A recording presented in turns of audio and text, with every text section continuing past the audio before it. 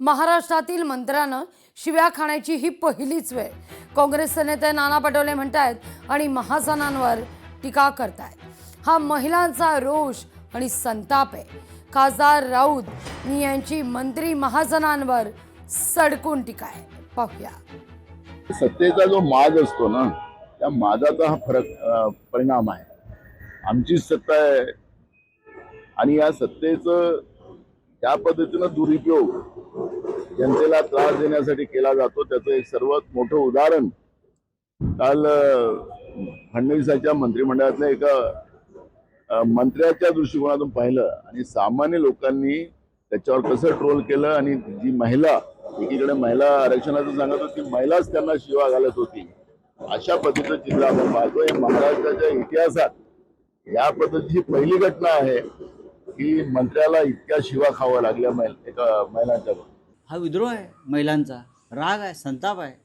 तुम्ही खोटं बोलताय लोकांशी आणि खोटं बोलून मोर्चे काढताय, भाड्याची माणसं आणताय आणि रस्ते जाम करताय. 1500 रुपये महिन्याला महिलांना देताय, मोर्चाला 1000 रुपये दिले असतील महिलांना आणण्यासाठी. असे मोर्चा असेल, आंदोलन असेल, बैठका असेल, सभा असेल, त्यावेळी त्या ठिकाणी थोडा ट्रॅफिकचा प्रश्न निर्माण होतो आणि पोलीस त्याचा मार्गही काढतात. पण मला असं वाटतं की काल मोठ्या प्रमाणावर 25,000च्या वर महिला भगिनी काल मुंबईमध्ये पोहोचल्या असल्यामुळे थोडा ट्रॅफिकचा त्या ठिकाणी प्रश्न तयार झाला. त्यावर काही नागरिकाचा संताप तयार झाला.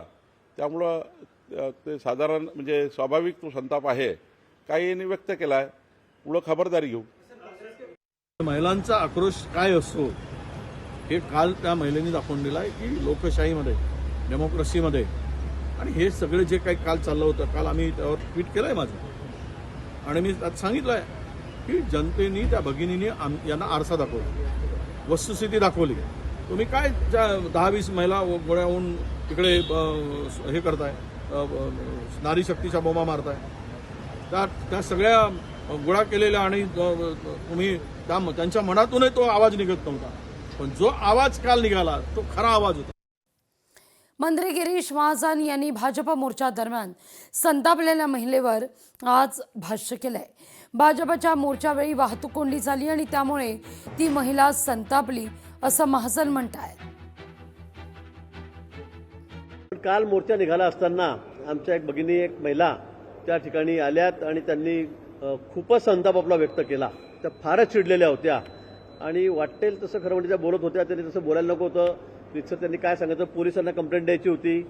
मी त्या ठिकाणी होतो, बाईट देत होतो आपल्यासमोर, तिथेही त्या आल्यात. तुम्ही असं मोर्चा जो निघाला होता तो महिलांसाठीच निघाला होता. खरं म्हणजे महिलांच्या आरक्षणाच्या संदर्भातलाच तो मोर्चा होता, बिलाच्या संदर्भातलाच तो मोर्चा होता. आणि पण त्यांचा राग, संताप हा खूपच अनावर झालेला होता आणि म्हणून त्या त्याबद्दल बोलत होत्या. पण यापुढे निश्चित आम्ही अशी काळजी घेऊ. मला असं वाटतं की संध्याकाळची वेळ होती, 5:30 वाजता आमचा मोर्चा निघाला त्या ठिकाणी. आणि मोर्चा मात्र काही रात्री तर निघू शकणार नाही आणि मोर्चाचा मार्ग ठरलेला होता, परवानगी मी मागितलेली होती. त्यामुळे मला असं वाटतं नियोजन वगैरे कुठेही चुकलेलं नाही. पण तर एखादी भगिनी आमची येऊन त्या ठिकाणी अशा पद्धतीने बोलते, कुठेतरी बाटली फेकून मारते मोर्चावर, तर हेही काही योग्य नाही आहे.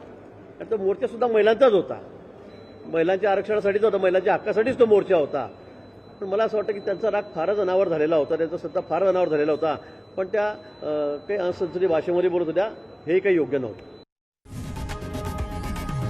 लोकशाही मराठी ऐका, पहा, जागरूक रहा.